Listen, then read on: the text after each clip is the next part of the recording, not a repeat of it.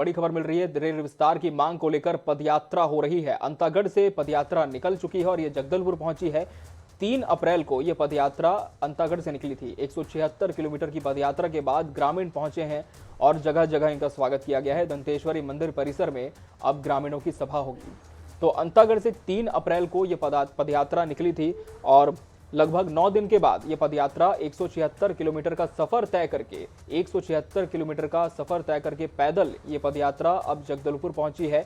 और खबर है कि अब दंतेश्वरी मंदिर परिसर में सभा इनकी होगी। पदयात्रा क्यों है आपको बता दें, रेल विस्तार को लेकर ग्रामीणों ने ये पदयात्रा की है। दरअसल रेल विस्तार को लेकर लगातार ग्रामीण अपनी मांग उठा रहे थे कि रेल का अगर विस्तार हो जाता है उनके क्षेत्र में तो काफी सुविधा होगी आवागमन के लिए, लेकिन जब मांग पूरी नहीं हुई तो यही रास्ता उन्हें सही लगा और फिर पदयात्रा का बीड़ा ग्रामीणों ने उठाया और पदयात्रा करते हुए अंतागढ़ के जो ग्रामीण हैं वो पहुंच चुके हैं जगदलपुर।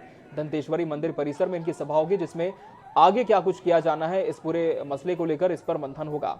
जगह जगह जहां पर ग्रामीण पहुंचे वहां उनका स्वागत किया गया, क्योंकि ये माना जा रहा है कि एक बड़े विषय को लेकर ये ग्रामीण पदयात्रा में निकले हैं और रेल विस्तार से संबंधित इनकी पदयात्रा है। रेल विस्तार की इनकी मांग है जिसे लेकर 176 किलोमीटर का सफर 9 दिन में ग्रामीणों ने पूरा किया है। अंतागढ़ से लेकर जगदलपुर तक की दूरी इन्होंने तय की है पैदल चलकर। और अंतागढ़ से 3 अप्रैल को जो पदयात्रा निकली थी, आज 12 अप्रैल को वो पदयात्रा पहुंच चुकी है जगदलपुर, जहां दंतेश्वरी मंदिर परिसर में इन ग्रामीणों की सभा होने जा रही है। और इस सभा में आपको बता दें मंथन होगा कि आगे क्या कुछ किया जाना है इस विषय को लेकर। और 176 किलोमीटर का सफर रेल को लेकर, रेल विभाग आपको बता दें रेल विस्तार को लेकर इन ग्रामीणों ने पूरा कर लिया है और जगदलपुर पहुंची है ग्रामीणों की टोली। दंतेश्वरी मंदिर परिसर में अब ग्रामीणों की सभा होने जा रही है जिसमें आगे की रूपरेखा तैयार की जाएगी। एक तरह से आंदोलन के स्वरूप ग्रामीण निकले अंतागढ़ से, हाथों में तख्तियां लेकर चरणबद्ध तरीके से अपनी मांग को लेकर जगदलपुर पहुंचे हैं। 3 अप्रैल को बता दें अंतागढ़ से पदयात्रा निकली थी ग्रामीणों की, जो जगदलपुर पहुंच चुकी है। 176 किलोमीटर का सफर ग्रामीणों ने पैदल ही तय किया है। और रेल विस्तार की मांग को लेकर जब ग्रामीण अंतागढ़ से रवाना हुए तब जगह जगह इनका स्वागत किया गया और अब ग्रामीणों की जो मंडली है वो पहुंच चुकी है जगदलपुर, जहां दंतेश्वरी मंदिर जो कि भारत का एक बहुत प्रसिद्ध मंदिर है, उस परिसर में ग्रामीणों की सभा होने जा रही है।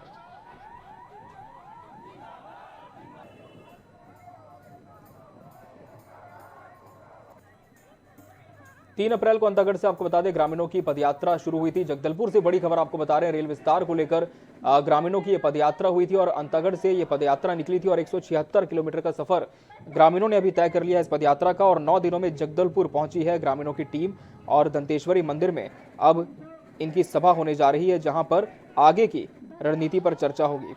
और रेल विस्तार को लेकर आपको बता दें ग्रामीणों ने पदयात्रा शुरू की है। छत्तीसगढ़ रावघाट जगदलपुर रेल लाइन का निर्माण शुरू करने के लिए अंतागढ़ से पदयात्रा निकली थी। रावघाट जगदलपुर रेल लाइन का निर्माण शुरू करने की मांग को लेकर बस्तर सर्व नागरिक मंच की 3 अप्रैल को अंतागढ़ से ये पदयात्रा शुरू हुई थी। आपको बता दें जो पदयात्रा कर रहे हैं उस संघ का नाम है बस्तर नागरिक मंच। और सीधा हम रुख करेंगे जगदलपुर का, हमारे सहयोगी विकास तिवारी हमारे साथ जुड़ चुके हैं। विकास, ग्रामीणों ने जिस ध्येय को लेकर अपनी पदयात्रा की शुरुआत की थी, लगता है अब वो ध्येय अपने अंतिम चरण में पहुंच चुका है। 176 किलोमीटर का सफर इस भरी गर्मी में तय किया है ग्रामीणों ने। इतनी ज्यादा हम कह सकते हैं मांगों को लेकर इनकी मजबूरी हो गई कि पैदल ही चलने का बीड़ा इन्होंने उठा लिया। पदयात्रा जगदलपुर पहुंची है। क्या आपकी इन पदयात्रियों से बात हो पाई है कि आगे क्या कुछ रणनीति इनकी होगी? देखिए, बस्तर को लेकर अगर माना जाए तो काफी ऐतिहासिक ये पदयात्रा रही है और लगभग 9 दिनों तक इस तपती धूप में 176 किलोमीटर की यात्रा अंतागढ़ से जगदलपुर तक। इसमें जो जगदलपुर के समाज सेवी हों, चाहे उसमें पद्मश्री धर्मपाल सैनी हो जिनकी उम्र लगभग 80 साल से ऊपर है, वे भी इस पदयात्रा में शामिल है। और सबका एक सूत्री मांग यही है कि बस्तर के हित के लिए रेल मार्ग जो है वो रावघाट योजना से जगदलपुर तक शीघ्र पूरी की जाए। इसको लेकर लंबे समय से इस आंदोलन की तैयारियां की जा रही थी और 3 अप्रैल से इस पदयात्रा को अंतागढ़ से शुरू किया गया और आज यह पदयात्रा जो है मां दंतेश्वरी के दरबार में आकर पूरी हुई है। और आप देखें तो मां दंतेश्वरी के दरबार के सामने आम सभा का आयोजन किया जा रहा है। हालांकि हम कोशिश कर रहे थे कि जो पदयात्री वहां से पैदल चलकर आए हैं उनसे भी बातचीत की जाए, लेकिन सारे पदयात्री इस वक्त मंच पर मौजूद हैं और विशेष उनका आभार अभिनंदन किया जा रहा है। और आप देखें कि बड़ी संख्या में ग्रामीण भी यहाँ पर उपस्थित है।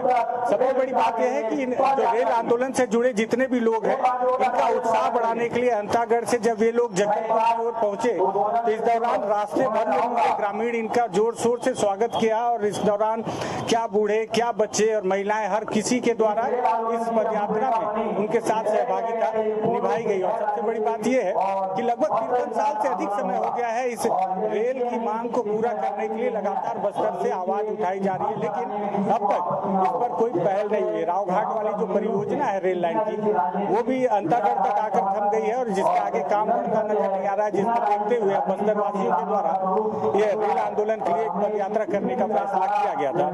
अब आज आम सभा में इस दौरान यह भी फैसला लिया जाएगा इस पद यात्रा के बाद आगे की रणनीति क्या होगा बस्तर के विकास। बिल्कुल विकास, आपसे हम ये भी जानना चाहेंगे, जिस तरह से काफी सालों से मांग होती आ रही है कि बस्तर में और इसका जो रेल लाइन का निर्माण है वो पूरा हो ताकि जो ग्रामीण है उन्हें सुगमता मिले।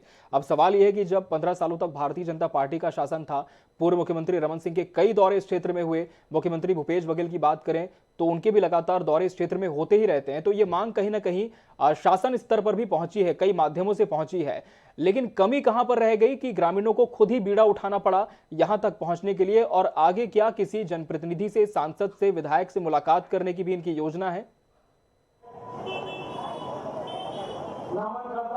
देखिए, इच्छा शक्ति की कमी कहूंगा यहाँ पर निश्चित ही तौर पर। और हालांकि देखा जाए तो जो बस्तर के सांसद हैं दीपक बैजू के द्वारा लगातार इस मामले को सदन में उठाया गया, लगातार उनके द्वारा जो रेल मंत्री उनसे भी मुलाकात की गई कि बस्तर को रेल सुविधाएं बढ़ाने के लिए और अंतागढ़ से जगदलपुर तक की जो विस्तार लाइन है इसे भी शीघ्र पूर्ण किया जाए, इसको लेकर बस्तर सांसद दीपक बैज के द्वारा लगातार आवाज उठाई गई है।